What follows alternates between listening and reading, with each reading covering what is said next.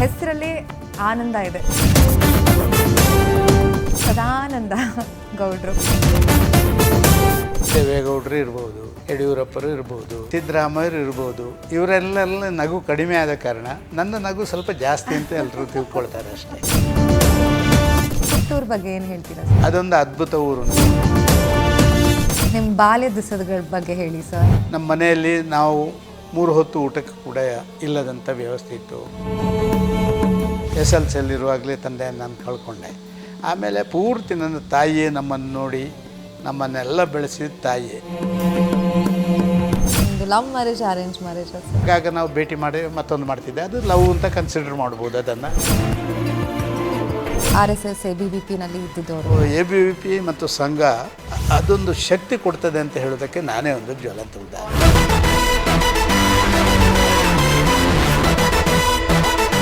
ಗಾಳಿಪಟ ಭಾವನಾ ಜೊತೆ ಮಾಜಿ CM DV ಸದಾನಂದ ಗೌಡರ ಲೈಫ್ ಜರ್ನಿ ವೀಕ್ಷಿಸಿ ಖಾಸ್ ಬಾರ್ ನಾಳೆ ರಾತ್ರಿ 8 ಗಂಟೆಗೆ.